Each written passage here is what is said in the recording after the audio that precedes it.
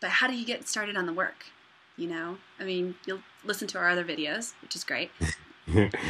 Really being aware, like becoming like waking up to like looking at my hand Which is really and big see right now. You're like, wow. like looking at my hand and feeling like is there any tension in my hand, and if Mm. I close my eyes and think about my body, where am I tense? I think before I Uh, even get to that place, I'm wondering if this is what you do as well, but before I can even get inside my body, I follow my breath. I'm like, what does it feel like right mm, now, feeling my breath fill my lungs and exhale from my body? hmm Is That's my first step in becoming really conscious of what's going on inside. That's a good one. That's a good one. Yeah, breathing and letting go does center very Mm. strongly. Hmm. And even now, I feel myself talking more at a different tone and different pace. Mm-hmm. Just Um, slowing down, dropping in a little. hmm Yeah. So a man starts to breathe, understanding what's going on inside a little bit, spending time every day maybe, like hmm just maybe like on his commute in the office, what have you, just closing his eyes, noticing the breath, what it feels like, noticing where the How I'm tension is. standing, where's my balance? Hmm. Uh, you know, uh, feel like just feel my body, feel my feet, feel where I'm standing, feeling my balls. It's like, and then and this can be like 5 minutes at a Mm-hmm. time, and it can get longer or shorter. Hmm. Once you begin that path, it's like taking a red pill. Like there's really no becoming unaware again.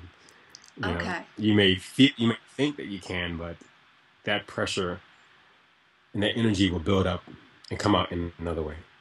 So you're starting to become self aware, understanding what the Mhm. emotions are, that first step in Mhm. self awareness, and what the body is feeling like, which I find is either it's like 1.1 or 1.2, or you're not really sure. Um, Mhm. what's the And next step? notice Because your surroundings. I'm kind of imagining that looking at the guy at the bar next to you saying, "Hey, I'm having a really tough day. I'm feeling this." It's Mhm. it's kind of like maybe the 10th step. So what do you do in between there? Just notice how you're feeling. Notice if you want to do that or not.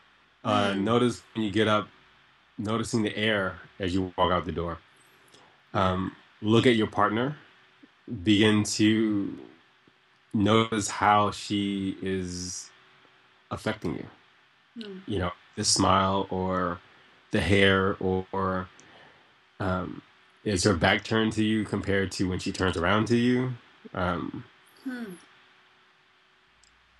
Begin just ask yourself, what is my experience right now? I also find that, so as a woman, I do this as well in trying to cultivate self awareness. And I Mhm. find that for me, um, something that helps me grow uh, is when I'm with my partner or even with friends and I'm feeling what it's like to be with them, you Mhm. know, that at times I'll also turn myself and imagine what they're feeling. And then check in. It's like, right now I'm feeling this with you. Like, for instance, it's like, Rick, right now I'm feeling really calm and very grounded in your presence. And I'm imagining that you're feeling um, maybe a sense of wonder and and a sense of joy. And I'm wondering if that's real for you and what's really going on if that's not real. So, so in essence, comparing how you are imagining that person feels and calibrating by listening to how they actually feel to get a Yes. better sense of a shared reality. Yeah. I'm wondering how, for me, that helps me feel more self connected. But I'm wondering how that would impact a man. Um,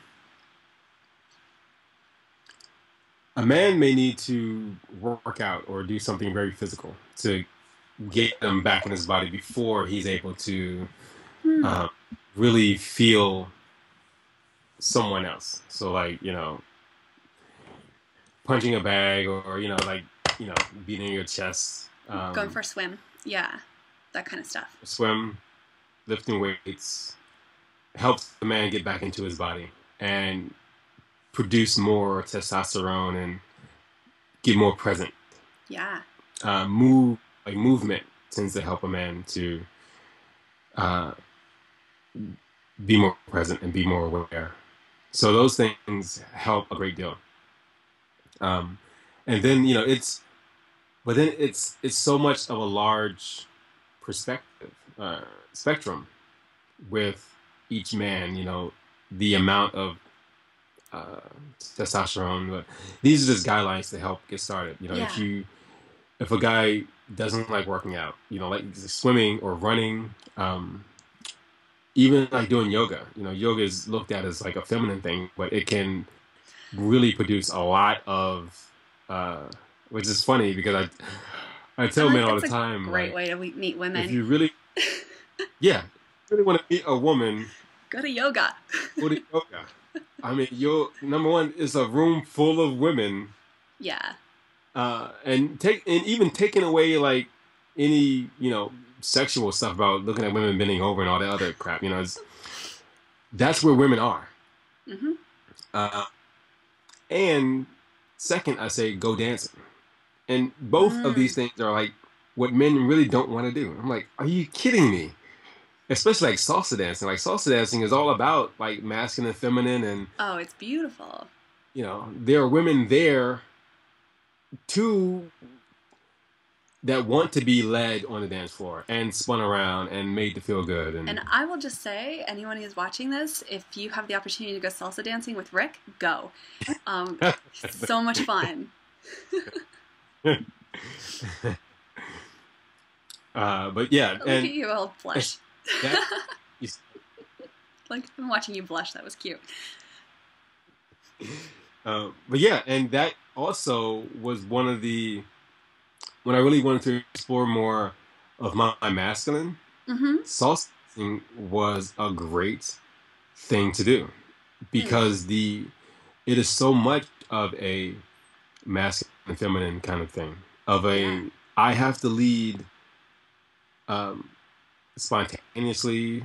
If we aren't in classes following directions, it's up to me to accept her vulnerability, Mm. accept her feminine, um, and lead. And Mm-hmm. and also it gave me great insight into different kinds of women, like the women that would reject masculine will kind of like stiffen up and not follow as fluently as a woman who is all about in the flow of her feminine. Yeah, I was just gonna say, as a woman, being led in dancing like that, um, there's something about that flow, and for me, there's a moment where I actually have to totally relinquish, and just like say, I trust that this is gonna be okay, that I'm not gonna be dropped, and that I trust that I can move my body, and I trust that nobody's gonna step on my feet, but the little things which seem kind of silly, but it's true. Like, it's a practice for me to just step totally into my feminine and let go of a sense of control that is hard for a lot of women to let go of. Yeah, yeah, yeah. There is a lot of vulnerability in dancing. Yeah. Like you say, like the guy has to be aware of the distance from the other couples around. Make sure there's no obstacles to spin a woman into. Um, and there's so much natural care, Mm-hmm. and I have to take care of her. Like Hmm. my masculine energy has to take care of her and enjoy her at the same time. Yeah. Try to have some There's fun. much awareness. There's awareness taken into that, and make sure that I'm not stepping on her feet, Yeah. and that my nonverbal communication in turns, in guiding, in holding her hands or twisting her arms, or everything has to be more. um, there has to be a connection, Mm-hmm. a connection of leading, of taking care, of appreciating, And and surrendering. so you're saying that within that connection and within that understanding of someone else's spatial reality and where you are spatially, that really actually works to help you be more self-aware. It does. It does. It helps make it more about my perception. That's cool. Hmm. Thank you. I love that. That's so cool. Um, hmm.